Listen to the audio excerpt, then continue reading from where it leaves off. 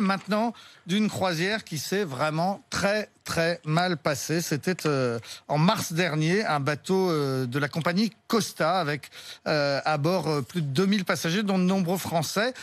Croisière qui s'est très mal passée. On en parle avec l'avocat de 180 de ces passagers qui viennent de porter plainte, maître Philippe Courtois. Bonjour et merci d'être avec nous. Bonjour.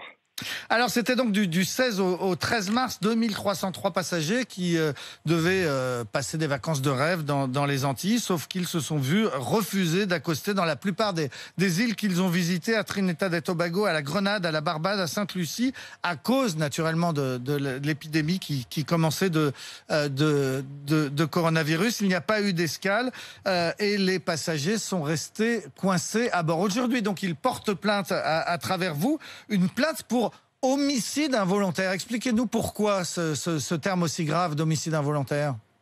Oui, effectivement. Alors, les refus d'escale avaient été également opposés les jours qui précédaient le départ de cette croisière qui vous concerne.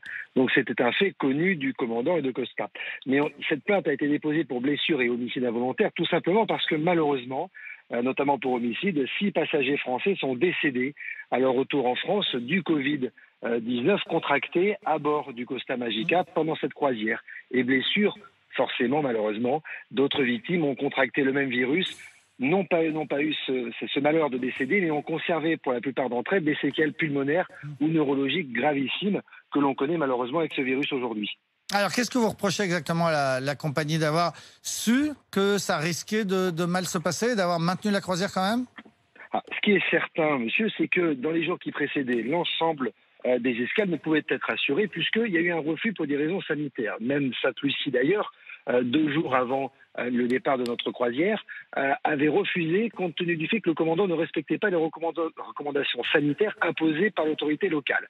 Donc, dès le premier jour, Costa le savait. Et ce qui s'est passé, malheureusement, 24 heures après le départ du navire, l'ensemble, la Barbade, Trinité, Tobago, Sainte-Lucie de nouveau et Grenade ont refusé l'accès.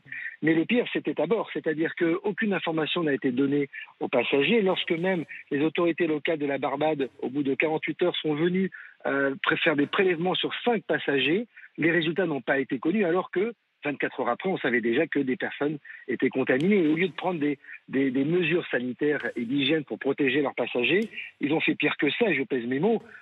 Ils n'ont pas confiné les passagers dans leur cabine, alors que le préfet de Martinique imposait, ordonnait l'ordre au capitaine de le faire. Ils ont, pire que ça, fermé 2 restaurants sur 3, c'est-à-dire qu'aux heures de repas classiques, les 2303 passagers se retrouvaient à la file indienne pour prendre leur repas. Ils sont restés à errer au sein même du navire. Et lorsque certains passagers avaient des symptômes de la fièvre ou autre, ils ne pouvaient même pas aller consulter le médecin de bord pour une raison, encore une fois, économique, c'est que la consultation coûtait plus de 130 € par personne.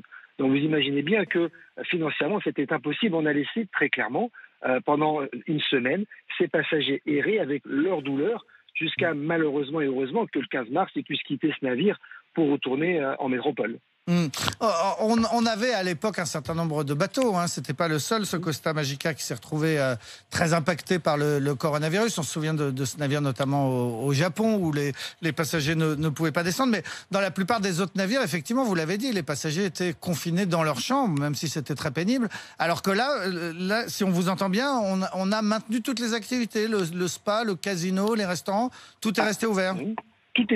Tout était resté ouvert dans la mesure où lorsque les escales étaient annulées de jour en jour, eh bien, tout ce que faisait le personnel à bord, c'est d'offrir des bons dans les spas, le casino, les restaurants, les bars aux passagers pour essayer de s'excuser.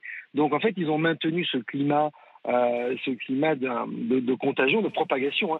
Entendons-nous bien, on ne reproche pas à Costa d'avoir contaminé délibérément, soyons très clairs, mais simplement d'avoir permis à ce virus de se propager sur plusieurs dizaines de personnes, et cela aurait pu largement être évité.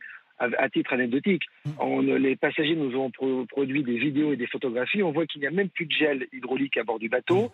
Certains nous disent que le gel aurait été remplacé par de l'eau. Aucune mesure n'a été donnée, notamment des gants, des masques ou autres. C'est des faits excessivement graves qu'on leur reproche, tout à fait. Voilà, et c'est pour ça donc qu'ils sont 180 à porter plainte et que vous les représentez, maître Philippe Courtois. Merci beaucoup d'avoir été en ligne avec nous pour nous parler de cette colère des passagers.